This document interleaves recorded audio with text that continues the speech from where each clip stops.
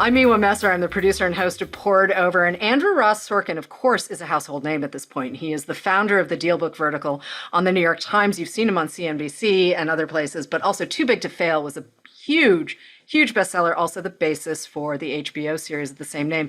And by the way, did you know he was the co-creator of Billions on Showtime? Yeah, that guy. But more importantly, he's back with a new book called 1929, and it is exactly what you think it is. It is unputdownable history. And I have to say, as I was rereading it before we sat down to tape this interview, there are a little too many parallels to 2025, Andrew. No, I know. Way too That many was not on parallels. purpose. That was not, I didn't know going into this that that's what was going to happen.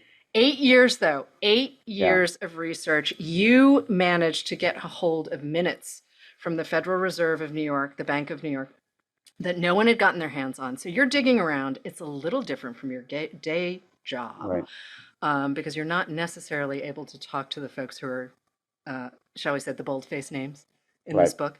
Yeah. So I just want to talk about where this started for you, if it was hot on the heels of Too Big to Fail, or if it came out of other reporting that you were doing. It began actually because I'd written Too Big to Fail, Mm-hmm. and I was fascinated by financial crises. But the Yep. truth is, I think like most people, I knew that something very bad happened in 1929, but I didn't know exactly what. Right. And I had actually gone on vacation with my wife and bought a whole bunch of books, downloaded a couple as well, and I started reading about 1929. And I was fascinated by it, but I was also fascinated that there wasn't a book that really put you in the room Right. in the sort of way that Too Big to Fail did, in the way that one of my favorite books, Barbarians at the Gate, did, Mm-hmm. in the way that sometimes a great Eric Larson book would put you in the Mm-hmm. room. And I thought to myself, huh, maybe there's an opportunity here um, to do something like that. And beyond just it being an interesting opportunity, maybe, maybe there's a way to figure out, maybe there's a bigger story here. I think Yeah. maybe that's the way I thought about it, which was Yeah. maybe there's a bigger story here. And I happened to be a couple months later up at Harvard University. Mm-hmm. I was speaking, and I got there early. I never get there early, and I walked into Baker Library, Mm-hmm. and I knew that they had an archive of a guy named Thomas Lamont, Right. who was running J.P. Morgan at the time. He was not really the CEO, but he was basically the de facto CEO. And I asked if they would pull a couple of boxes for me. Mm-hmm. And I sat down and just started paging through the box. And I saw that he had, his secretary was keeping transcripts of his phone calls with the president Mm-hmm. in the White House. And I Mm-hmm. thought, well, this is unbelievable. And then I went and talked to the archivist and I explained what I wanted to do. And she told me, you can't do that. She had read Too Big to Fail. She said that that kind of granular detail just didn't exist. There wasn't one or two or three archives where all this material just was Right. sitting. Right. And I just didn't want to believe her. I Mm-hmm. just didn't want to believe her. And she was right. It isn't sitting in two or three places that you can just sort of go on an excavations, trip, if you Right. will. And ultimately, I ended up traveling around the country, going to Europe, sending researchers and students to all sorts of crazy places on my behalf during Mm-hmm. during the pandemic, by the way, at one Yep. point. Yep. Um, and that's how this whole book came together, really sort of through almost picking through fragments of archives, Mm-hmm. um, and being able to try to really put you in the room so you are there. And so when you read a quote, it is real. And when you see one person talking to their wife, that was the conversation. And that was the thing that I had not seen done before. Yeah, you and I have both read John Kenneth Galbraith's book on the Yes. crash, and respectfully, I mean, masterful, very, very smart man, but He also he wrote that in what, 55? wrote that in the 1950s, Yeah, so early I'm 50s, I think. okay. But But it's just a different tone. It's yeah, just, what? absolutely. And most of the people who were writing about that period did that in the 30s and 40s. Hmm. It's just a different approach. They didn't use quotes back then. They didn't Right. really try to tell a narrative story. And so you didn't really know who the people were and what they were doing. And I've always approached almost all the writing I do and all the work I do as never about the systems, if you will, or these institutions or math. To me, it's always a story about people Hmm. who ultimately make decisions on behalf of institutions and systems. And when you can understand the way they think and why they think what they think, even if you disagree with them or think they're completely wrong, it totally changes your perspective.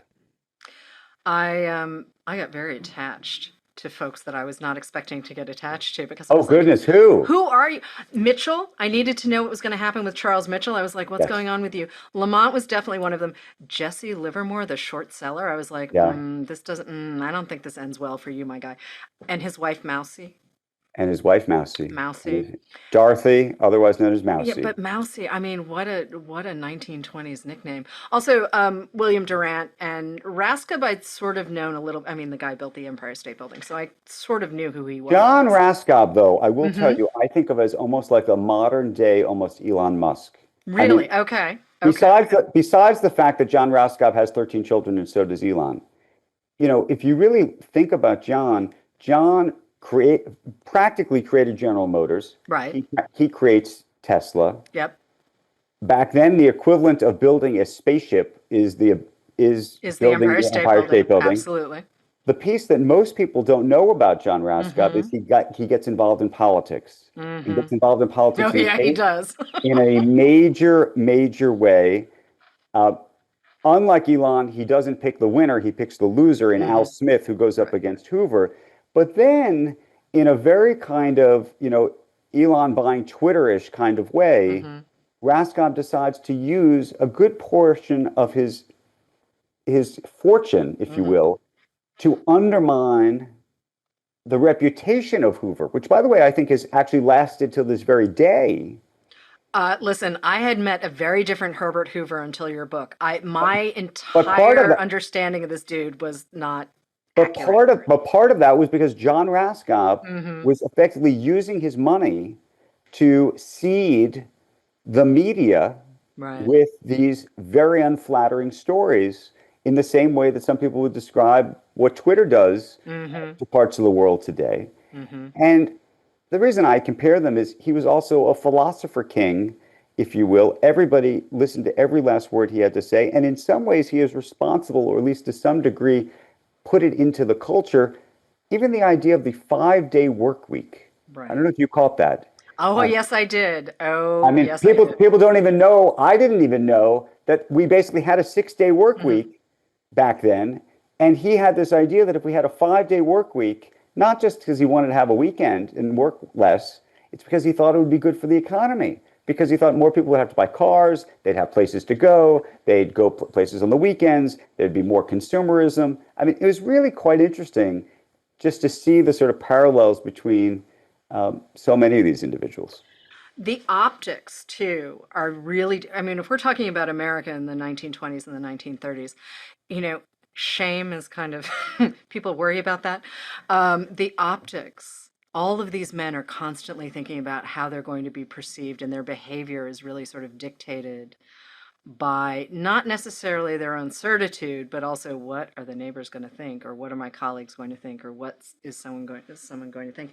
And there's so many parallels. I mean, I love reading history. I do it for fun. I've always done it for fun. I was a history major in college. I think it's fascinating because ultimately, who gets to tell the story, right? I mean, one of the things that you do in 1929 is we meet a lot of women that I'm sure the historical record would have been, you know, not necessarily chomping, running to find Right. and put in the forefront. And yes, they were married to very powerful men, but we got to talk about the women for a second. We've got to talk about the wives. Well, as you know, Charlie Mitchell's wife plays a huge role in this Mm-hmm. whole story. And by the way, I mean, it's probably sexist to say that there's, every great man is, there's a great woman behind every great Mm-hmm. man. I think that's actually very true in this story, which is that so many of these wives played these sort of super powerful roles and were super influential in terms Right. of their own husband's success, Mm-hmm. if you will.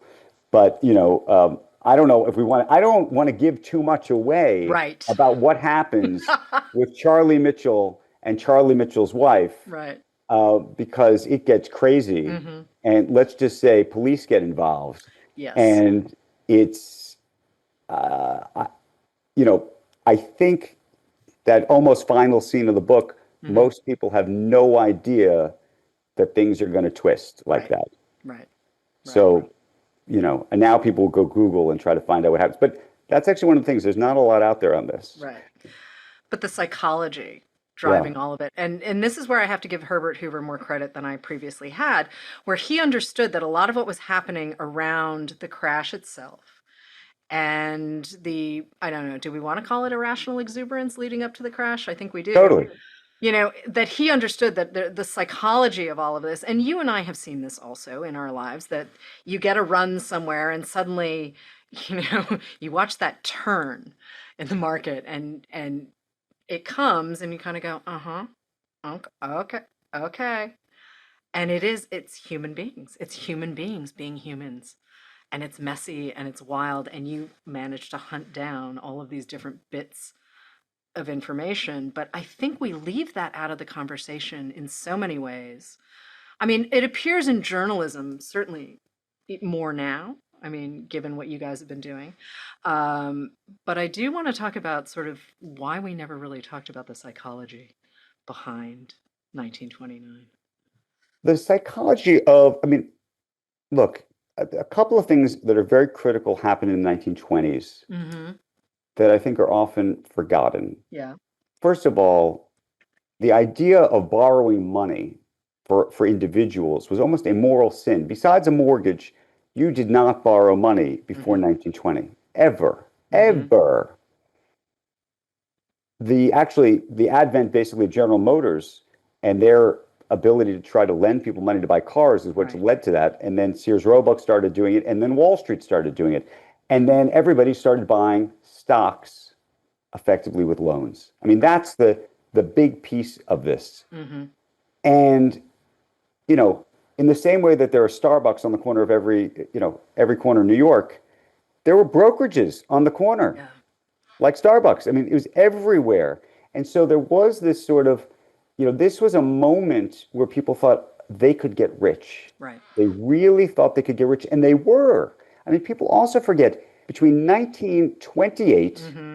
and 1929, the stock market went up 62%. So there really was this sense that if you had not gotten on that train, Mm-hmm. you were going to miss the train. Right. And so everybody's rushing to try to get in on this gold rush. At the same time, you also had a media that was being almost invented in front of us. I mean, Time Magazine, Mm-hmm. Forbes, all of this was happening in the last 15 years before 1929. Right. And so business executives for the first time are now on the covers of these magazines. This is not just Babe Ruth and Charles Lindbergh Mm-hmm. and actors and actresses. These guys are sort of now the new celebrity, Yeah. and everybody wants to be them. And that, I think, is a very powerful force. And it's a force we see today. Honestly, when I was reading 1929, there were a couple of moments where I thought, oh, yeah, remember that summer of NFTs? And I mean, I'm going to gently remind you too, there was a meme coin that got named after you. Yes. So, how did that even happen? well, and by the way, this meme coin, it's actually interesting you bring it up because it's very related to the book. Oddly, it Yeah. happened while I was writing the book, and I couldn't even believe it because a couple things. Yeah. In 1929, one of the things that was happening was there's something called stock pools. Yeah. And in a stock pool, it was basically a manipulation effort. Mm-hmm. There was no regulation back then. And what would happen is some of the wealthiest people would get together. They'd say, we're going to go pump a stock. They would then actually manipulate the stock by hiring people on the floor of the exchange Mm-hmm. to bid. One guy goes up for 20, the next guy says 30, 40. And then so the stock keeps going up, and then they pull the rug up Mm-hmm. right when everybody else is getting in and effectively buying them out. Right. So an almost identical thing happened to me, weirdly enough. This January, I was actually close to finishing the book at that point, Mm-hmm. and I was on television with Larry Fink, who runs BlackRock, Mm-hmm. and he makes a joke about how there should be something called a Sorkin coin. I think we were talking about Bitcoin at the time. 2 hours later, there's a Sorkin coin. Somebody has created the Sorkin coin, and this thing is on a tear, going up by millions of Yep. dollars. Right. And interestingly, somebody invited me onto one of these Signal Telegram chats that they were having. And it was exactly like what was happening in 1929, just digitally. All these people are in this chat group saying, I'm going to buy $1 million, then you're going to buy $1 million, then you're going to buy, and you're watching it go up and up and up and up and then they pull the rug.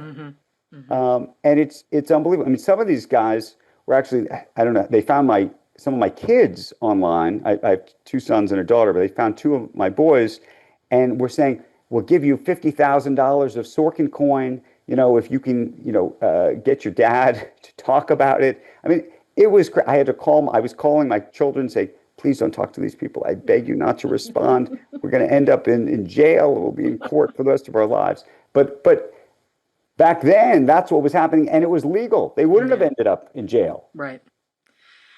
Part of what you're talking about, too, in the book is, well, shall we say, the start of the Federal Reserve. All of the legislation that, keeps things moving and afloat. I mean, it really was the Wild West. It's hard to imagine that it wasn't really that long ago. I mean, it's less than 100 years ago that we're talking about. This is some people could still have grandparents who were on the planet at the time, maybe as tiny people, but this is not that long ago. Well, so there's so many different interesting pieces to this that you're reflecting on. You mentioned the Federal Reserve. The Federal Reserve was not created till 1913. And so at the time in 1929, we see these debates now. Should you raise interest rates? Should you lower interest rates? Should the Fed be independent? What should be happening here? Who should be running the Fed? All of these things. Should the president have too much influence? Back then, and it's one of the reasons that the crisis even happened, the Fed did not think it could get ahead of this thing. They didn't think that they could raise interest rates to crazy numbers to try to stamp it out early because they thought it was politically unpalatable, and they, as an institution, would be in jeopardy. They didn't feel they had the credibility with the United States public and with Congress. They thought Congress could pull their charter, frankly. Right. And so it was a very sort of different feeling back then about sort of, right now we think the Fed is the Fed. Right, the Fed was not the Fed then. Right. And then you didn't have many rules. And that was one of the reasons this happened. But also, we're at the tail end of the Jazz Age. We're at the tail end of a giant run. I mean, in some ways I can see why the exuberance was there, right? That people thought this was never going to end. We had come out of a really significant war. People were investing in cities in a new way. I mean, things were happening on a scale that we had not previously seen. And this whole idea of the American dream, right? Like, as you were saying, everyone thought they could get rich. And is it Groucho Marx that you quote saying, oh no, when the shoeshine boy is telling you it's time to buy, it's time to get out, or something like that? There's a Groucho Marx story in here. There is a Groucho Marx story. That's a different story. Oh, sorry. Groucho is in there. Groucho was somebody who back then was not famous yet. Okay. But he was very frugal, very frugal guy. But he was somebody who got seriously caught up in the mania. He was somebody who used to spend his afternoons in Long Island at a brokerage house reading the tape, buying stocks. That's what he did. And he became totally enamored with the whole situation. And then, of course, October 1929 hits, and he gets the phone call, and he ends up effectively having to, mortgage his house all over again. I mean, that was one of those great examples of a guy, and that happened over and over and over again. He's famous, of course, but that was just a sort of one tiny example of what had happened across the country. Right. And Winston Churchill. Sorry, can't resist bringing in Winston Churchill, because honestly, I was not fully expecting to see Winston in your book, but okay. Also, very famous, totally caught up. Who knew? Right. Who knew that Winston Churchill would show up in New York in October of 1929, get totally, bite the, get. Who knew he would show up and totally get bitten by the Yeah, yeah. market? And he was there in the middle of all of this and his perspective on it's just so interesting because, of course, he's from England where the get rich quick scheme had not really hit yet. Mm-hmm. Mm-hmm. American capitalism had yet to be exported, but he was enamored by all of it. Mm-hmm. And there's just so many fabulous scenes with him because he loved power Yeah. and he loved to be around the money. It also, some of it sounded like it was verging on insider trading, but I think the definition of insider trading was a little different. There wasn't insider It trading didn't didn't exist exist. back I then. mean, It didn't exist. it really didn't exist. But if you think of sort of, I mean, remember BCCI and all of these moments, right, in financial history where you're just kind Yes. of like, how did that even happen? And it really, all of it comes back, all of these things come back to this moment in history where you can see America trying to become more of a thing, right? Like again, we're dealing with the German debt left over Right. from World War One.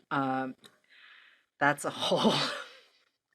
Well, but the important part about that story Hmm. is actually that effectively at that point in the reparations negotiation in Hmm. Europe, which is just so interesting, is the United States, the president doesn't send politicians to go negotiate that. Right.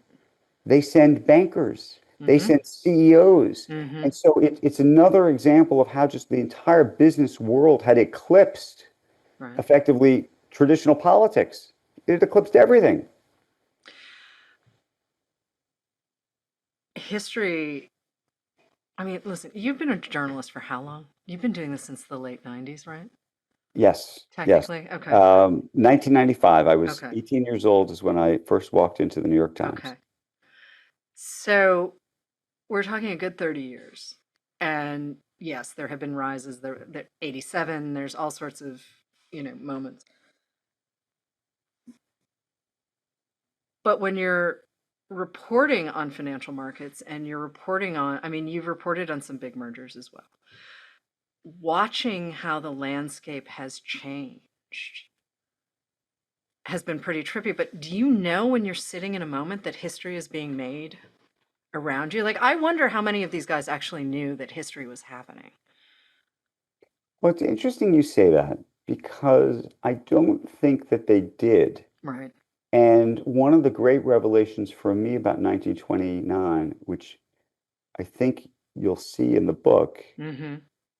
is it's actually a slow burn. Yeah. And that's actually almost a little bit of a surprise for people. It's not that there's some one terrible day. You've heard about the one terrible day. There Right. is a terrible day, but it's so much more than that. Mm-hmm.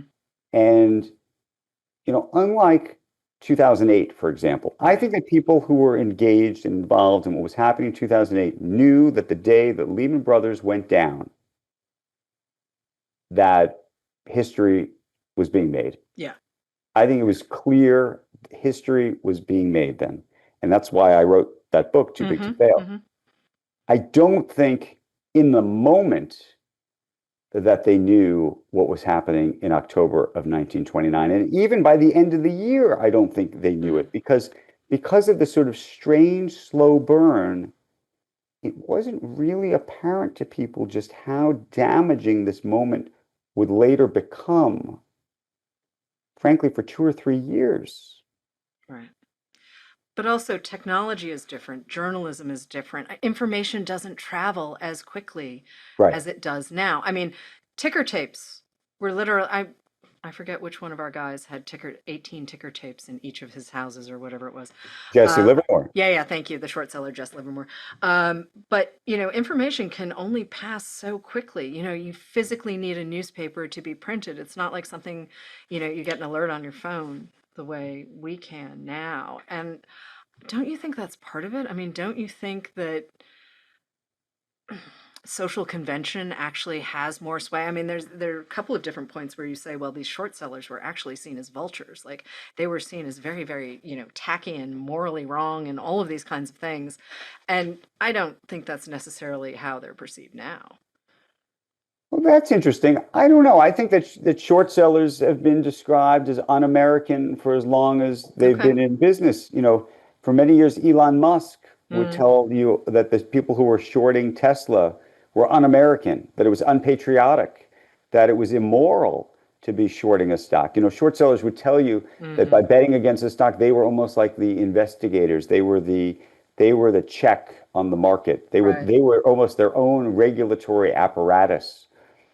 But back then, as of now, and now, I think people have a relatively dim view of people who Hmm. bet against other people. Um, I find it entertaining at times. I mean, it's well, not. you know what? To be a short seller, Hmm. by default, you're almost a colorful character. Hmm. You have to be, Hmm. because your whole life is about challenging the conventional wisdom. Hmm. And it's very hard to be a sort of um, standard fare person, if you will, who's constantly challenging the conventional wisdom. And so I think one of the reasons you think it's fun, which I think it's fun, and is true of Jesse Livermore and true of others, is that they are as over the top as they could Hmm. possibly be. Yeah. But it makes for a good story. And Yes, it does. Yes, trying it to does. figure out, I mean, good guys, bad guys.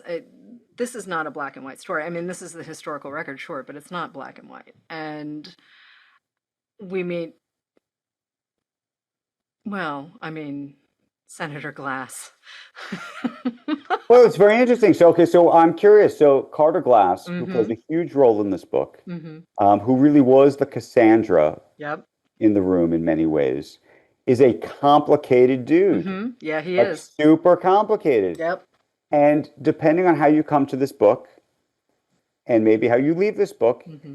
I think people are going to have very different views about him. Yeah. I'm curious what your view about him is. Um, he was definitely entertaining to read about. I'm a fan of legislation. I do think that not everyone comes to the table with the same amount of information or the same amount of understanding. I think that we should be looking out for folks who are maybe less fortunate than the rest of us. But then again, I'm a Bostonian and Bostonian by birth, so it's kind of tattooed onto the DNA that we're supposed to do these things. Well, so So. I don't want to give it away, but as you know, well, let's not go there. But no, the thing about Carter Glass is he's obviously very famous before having created a Yeah. bill. Except I think when you really get underneath how that bill was created, it might change your whole view of everything. I Right. mean, by the way, that to me was the fun of putting this book together, Hmm. in that I didn't know these things. Yeah. I like the idea that you can still be surprised. I mean, again, you've been doing this for 30, you've got to pick up bits and pieces. And yet at the same time, a lot of these guys were just not spoken of for a long time. Yeah, of course, people know more, JP Morgan, things like that. William Randolph Hearst pops up.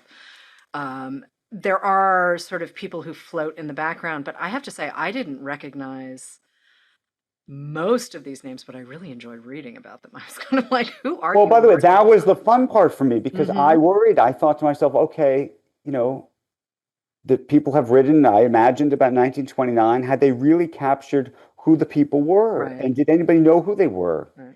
And yes, for me, so much of it was a genuine surprise. And to find these colorful characters and to realize that they had made these super important decisions, oftentimes for reasons that were completely at odds with what the public even then thought. Hmm.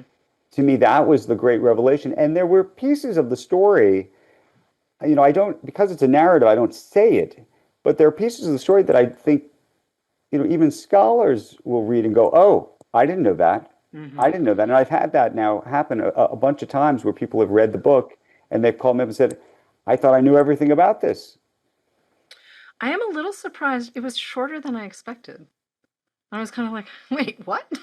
Which was I what shorter I than was expected? I The, would the book, yeah, physically? 1929. I was sort of expecting it to hit like sort of more like in the 500. And trust me, I enjoy the way it's written. Please don't misunderstand me. But I did have a moment of like, well, aren't we supposed to have seriously weighty things? And then I read somewhere that Walter Lord and Eric Larson were two of the people you sort of looked to in terms of Yes. structuring so that, in fact, we could participate in the way you told this story and could be in the room. And I have not thought about Walter Lord's Titanic book in a really long time, and I know it's still assigned reading for a lot of folks. So can we spend some time looking at? Well, look, that was a book that really put you in the room. Mm-hmm.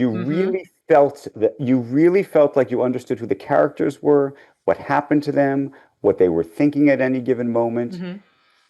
And he did such a brilliant job in that case. And that was really my goal for this, and to make it readable. Yeah. So the problem with, I won't say the problem, but the problem with a lot of history Yeah. books is it's almost too serious. Mm-hmm. It's long, and there's a lot of detail. There's a lot of detail in this book. I don't want to tell you that there's not a lot of Yeah. detail in this book. It does run, I think, with the endnotes, close to 600 pages, so it's not short. Yeah. But it was very important to me that whether you are, a historian, or you're interested in business, or you're interested in politics, or you're just interested in a great story, Mm-hmm. Mm-hmm. that it would be accessible. I think a lot of times people think a story about markets or business or politics is sort of limited. They can't, it's limited to a certain audience. To me, this is like a great drama. Yeah. This could be a novel if it wasn't true. Right. Right. No, for me, it's definitely all about the psychology of the people. I am watching people make their decisions, watching people interact. I mean, the idea that radio is a brand new technology. I mean, or that the automobile is just starting to become the thing. Um, that watching people respond to that and watching people respond to, oh, say tariffs. Um, it's kind of fascinating. Or I think I didn't know that Calvin Coolidge declined to run a second time, and that's how we got That's so you got Hoover Hoover. running. And I was like, huh. And former governor of Massachusetts, so like vague understanding of Right. his story. But that's what I'm hoping Mhm, I'm so glad you're saying these things, because inside this story are these little nuggets. yeah, Just absolutely. like nugget after nugget after nugget, where you go, huh, and that's how that happened, Hmm. and that's how that happened. And so much of it is how our world exists today. I mean, we could talk about the parallels between today and then, but a lot of just even how we live today is oddly a function of then. Yeah, actually, I think it's the function part that I think not everyone is going to connect. Let's spend a little time there. Because for me, as I was reading, I was like, oh, hi, is this Tuesday or 1932? I mean, that's one of the pleasures I get from reading history is being able to see the context for the present moment. And I think we see a lot of folks who get nostalgic for things, and nostalgia takes all sorts of shapes and sizes and intensities and all of that kind of thing. Um, I, it's always the psychology that gets me. I'm like, people are messy. They may not know they're messy, but wow, people are messy. And I would just love folks to be able to pick this up and go, right, okay, this looks a little familiar.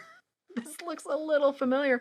And this is all just based on reporting and structuring narrative. I mean, so talking about the Smoot-Hawley Right. legislation, right? And suddenly folks, rural America is like, yay, we got a thing. We got a thing that we need.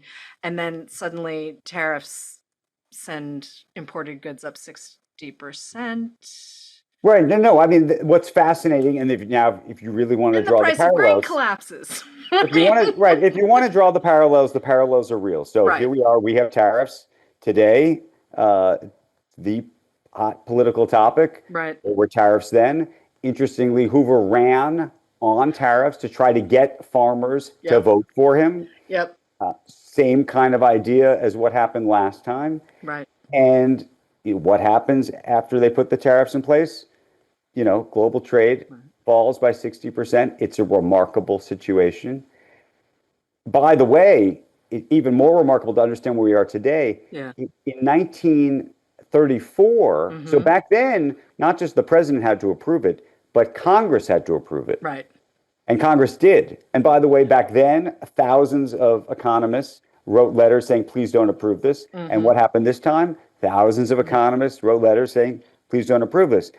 The difference is in 1934, Congress, having done this, and of course the economy sinking as a Yeah. result, Yeah. says, you know what?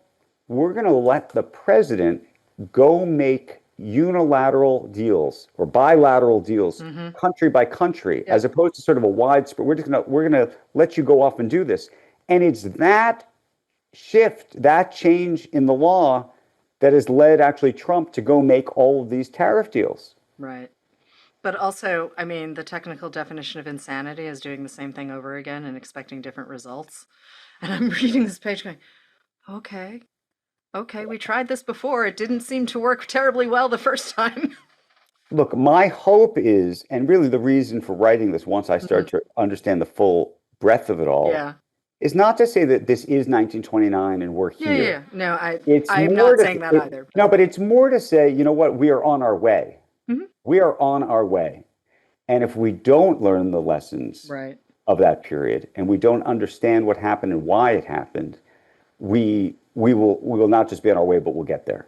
Yeah. And to me, so in a way, it is a warning. I mean, Hmm. I do want the book to be a warning to people, not just the general public, but policymakers and other people to understand how connected things really are. And while I tried not to, nowhere in the book do I say this is related to this today, Right, right. but I hope that as you're reading it, you're having the experience that you did, where you clearly said to yourself, I know it says 1929 here, but it Right. could be 2025. Hmm. But also, I have '08 in the back of my brain too. I mean, it's not entirely parallel, but subprime mortgages were snapped up the way stocks were snapped up, and people were taking on mortgages at rates that were. It's just you can't help but notice patterns because people people make patterns. And by the way, it's all happening. It's happening again right now in a different way. Yeah. So, for example, the laws were just changed so that private equity and venture capital and what's called private credit and crypto and all of these things are Hmm. be allowed to be in your 401k plans, and people are going to be able to buy shares effectively in private companies that they never were before with no disclosure. I mean, there are things happening even today in terms of new inventions, Hmm. right? People are talking about tokenizing shares in private companies. I don't know if you're following some of this stuff with Yeah, I love AI it. and with OpenAI and SpaceX. People want the riches. It's the same thing. They're seeing people get rich and they want to get rich too. I think history can be a really useful tool. I think history can be a really useful tool. Um, I mean, we're here now. We're here. We're here, and the question is, how do we move forward? Well, by the way, the hardest thing, Yeah, and I think it's also the lesson of 29, it's the yeah, lesson of Too Big to Fail 2008, yeah, is when the train is moving, yeah, you can have all sorts of people screaming from the rooftops telling you the train is going to go off the track, and most people still want to stay on the train. yeah, yeah. No, it's And true. that is the hardest part. So, Carter Glass was one of the great Cassandras of his time. Roger Babson, who's a character in the book, Hmm. who, by the way, created Babson College, was a Cassandra. And people listened, they heard what they were saying, but they didn't want to hear what they Right. were saying.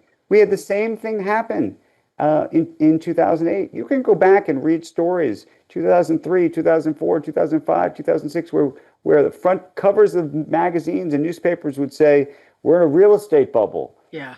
And what would happen is every year you'd say, oh, maybe I'm not going to buy the home this year. I'm Hmm. going to wait for it to fall. And then a year later, it wouldn't have fallen. It would have actually gone up. Right. And then a year later, the same thing happens. And at some point, you say to yourself, this train has left the station. And if I don't get on, I'm going to be left behind. And of course, everybody gets on right when it's about to go off the track. It is a little trippy too to go back and I reread Too Big to Fail, and it's the first time I'd reread it since, when did '09 it pubbed? Oh nine. '09, Yep. yeah. And it's really kind of wild to read like a historical record kind of. I mean, the narrative flow, it's if you haven't read it, just go back, pick it up. It's fantastic. But it's kind of trippy to sort of have one foot in remembering what the news coverage looked like and Right. the Times coverage especially, but and then having a foot in I'm reading this book and it is, I mean, it's 20 years ago almost. And it's just and how much the world has changed And in less than 2 decades. so I think of the book 1929 as a prequel Yeah, almost to absolutely. 2008, and Absolutely. with the hope that we can avoid having to write the sequel, Yeah. right? I mean, that's the goal. How much did you think? I'm curious. Yeah. You know, we talked about some of Eric Larson's work and the great book about the Titanic. Hmm. I think actually this book is modeled as much after that as it is actually after Too Big to Fail, almost in the Yeah. structure of it. So there was a moment too where business book, like James Stewart, Den of Thieves. Do you remember Den Yes. of Do Thieves? I know Den of Thieves? Okay. One of my favorites. One of Yeah. my So, favorites. and that was so this is sort of going back to the early 90s. That was massive. That book was massive. People who Yes. didn't necessarily read business narratives were reading that book. Yes. And Barbarians at the Gate, the Brian Burroughs Barbarians at the Gate, that was late 80s, I think. That came out 86. before. That was 86. Okay, so that came out before Den of Thieves, but there was this moment, and then, Michael Lewis had done Liar's Poker Yep. probably around 85, 86 too.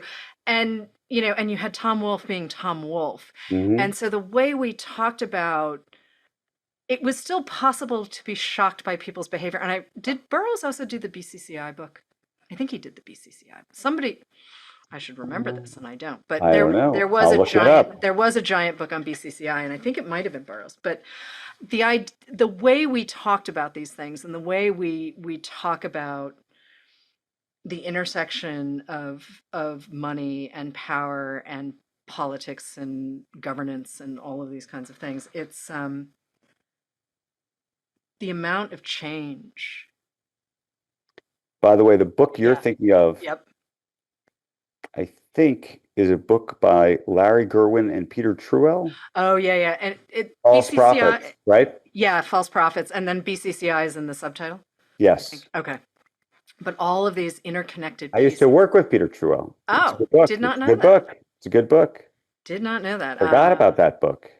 Yeah, and it's funny though, which books continue on, right? And which feel I mean, again, all respect to John Kenneth Galbraith, but we don't read him the way like our dads and our grandparents did, right? Right. And so watching how the evolution of storytelling tools have also changed. I mean, we use video in a way that no one else has. We have people react differently to newspapers now. Like when I was a Right. kid, everyone had the newspaper delivered, and you were. Do I read the Times on my phone? I read the Times on my phone. Does it mean I cover everything? Not always. And so that sense of sort of serendipity and discovery has changed, and not just for. I've talked about how serendipity happens in newspapers and magazines for books, but you can talk about it in a larger scale. I mean, it's the way you interact with information about your community and your Right. society and culture, but also money, right? Like, I'm not necessarily reading something that's dedicated solely to finance, but, drop something in the middle of the style section, and sure, I will stumble across that. So I don't think about this story so much as a market story or finance Yeah. story. I think of it as much more of a human drama that could actually be in the styles Yeah. section Yeah. of sorts. Maybe a political story. Hmm. I mean, I think it's a mix of all of those kinds of things. And I think, unfortunately, we don't get to step back enough from these moments, but also do it. When I say granular, Hmm.